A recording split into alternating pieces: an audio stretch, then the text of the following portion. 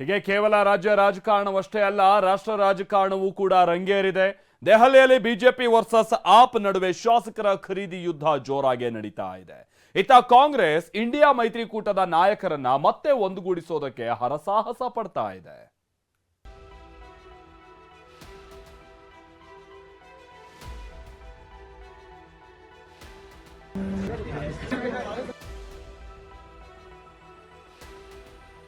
ರಾಷ್ಟ್ರ ರಾಜಧಾನಿ ದೆಹಲಿಯಲ್ಲಿ BJP versus Delhi CM Arvind Kejriwal ಮಧ್ಯೆ ನಡೀತಾ ಇರುವಂತಹ ಯುದ್ಧಕ್ಕೆ ಮತ್ತೊಂದು ತಿರುವು ಸಿಕ್ಕಿದೆ. 3 ದಿನದ ಹಿಂದೆಯಷ್ಟೇ ಆಪ್ ಶಾಸಕರನ್ನ ಖರೀದಿಸೋದಕ್ಕೆ ಬಿಜೆಪಿ ಪ್ರಯತ್ನ ಪಡ್ತಿದೆ ಅಂತ ಕೇಜ್ರಿವಾಲ್ ಆರೋಪಿಸಿದ್ದರು. ಇದರ ಬೆನ್ನಲ್ಲೇ ದೆಹಲಿ ಸಿಎಂ ಅರವಿಂದ್ ಕೇಜ್ರಿವಾಲ್ ನಿವಾಸಕ್ಕೆ ಎಂಟ್ರಿ ಕೊಟ್ಟಿದ್ದ ದೆಹಲಿ ಕ್ರೈಂ ಬ್ರಾಂಚ್ ಪೊಲೀಸರು ನೋಟಿಸ್ ನೀಡಿ ಸಾಕ್ಷ್ಯ ನೀಡುವಂತೆ ಹೇಳಿದ್ರು. ಈ ವೇಳೆಯೂ ಕೇಜ್ರಿವಾಲ್ ನಿವಾಸದ ಮುಂದೆ ವಾಗ್ವಾದ ನಡೆದಿತ್ತು.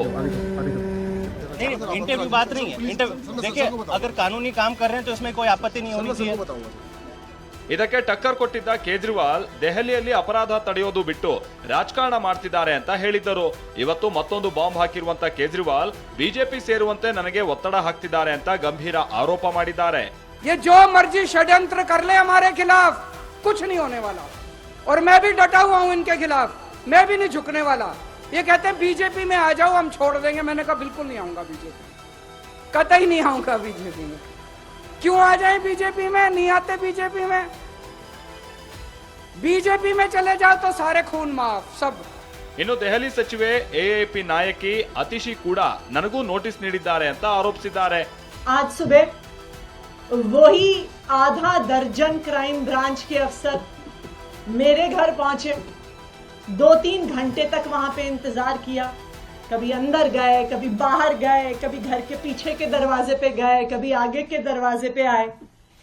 कहते हैं जी क्राइम ब्रांच का नोटिस है और नोटिस सीधा मंत्री जी के हाथ में देंगे। ಇನ್ನು ಮತ್ತೊಂದು ಕಡೆ ಚಂಡೀಗಢ ಮೇಯರ್ ಚುನಾವಣೆಯಲ್ಲಿ ಅಕ್ರಮ ನಡೆದಿದೆ ಅಂತ ಆರೋಪಿಸಿ ಆಪ್ ಕಾರ್ಯಕರ್ತರು ಇವತ್ತೂ ಕೂಡ ಪ್ರತಿಭಟನೆ ನಡೆಸಿದ್ರು. ಬಿಜೆಪಿ ವಿರುದ್ಧ ಆಕ್ರೋಶ ಹೊರಹಾಕಿದ್ರು.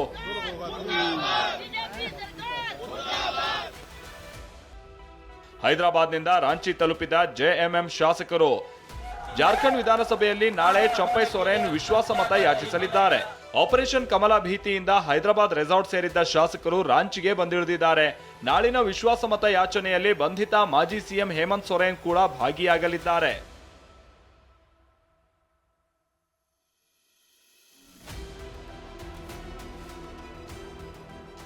ಜೋಡೋ ನ್ಯಾಯ ಯಾತ್ರೆಗೆ ಆಹ್ವಾನ ಬಂದಿಲ್ಲ ಎಂದ ಅಖಿಲೇಶ್. ನ್ಯಾಯ ಯಾತ್ರೆಗೆ ಇಂಡಿಯಾ ನಾಯಕರನ್ನ ಕರಿತೀವಿ ಎಂದ ಕಾಂಗ್ರೆಸ್. ಸದ್ಯ ಭಾರತ್ ಜೋಡೋ ನ್ಯಾಯ ಯಾತ್ರೆ ಜಾರ್ಖಂಡ್ ನಲ್ಲಿ ಸಾಗ್ತಾ ಇದೆ. ಈ ಯಾತ್ರೆಯಲ್ಲಿ ಜಾರ್ಖಂಡ್ ಸಿಎಂ ಚಂಪೈ ಸೊರೇನ್ ಭಾಗಿಯಾಗಿದ್ರು. ಜಾರ್ಖಂಡ್ ಬಳಿಕ ಉತ್ತರ ಪ್ರದೇಶಕ್ಕೆ ಯಾತ್ರೆ ಎಂಟ್ರಿ ಕೊಡುತ್ತೆ. ಯಾತ್ರೆಯಲ್ಲಿ ಭಾಗಿ ಆಗ್ತೀರಾ ಅನ್ನೋ ಪ್ರಶ್ನೆಗೆ ಸಮಾಜವಾದಿ ಪಕ್ಷದ ನಾಯಕ ಆಹ್ವಾನ ಬಂದಿಲ್ಲ ಅಂದಿದ್ದಾರೆ.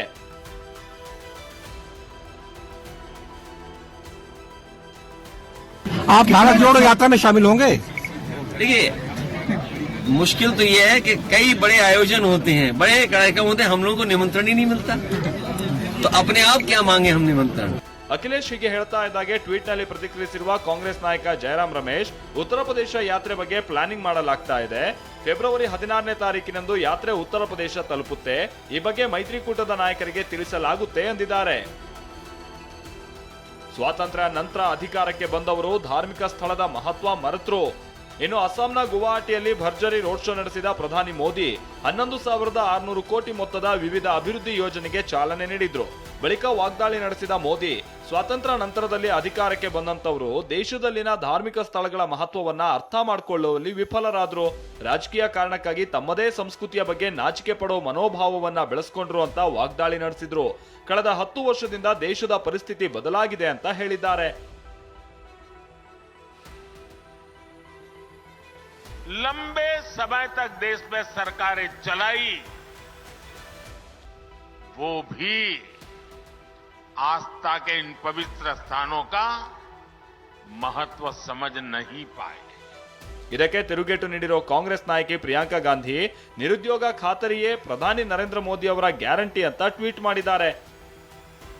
ಒಟ್ನಲ್ಲಿ ಲೋಕಸಭಾ ಚುನಾವಣೆ ಹತ್ತಿರವಾಗ್ತಾ ಇದ್ದ ಹಾಗೆ ರಾಷ್ಟ್ರ ರಾಜಕಾರಣ ಕಾವೇರ್ತಾ ಇದೆ.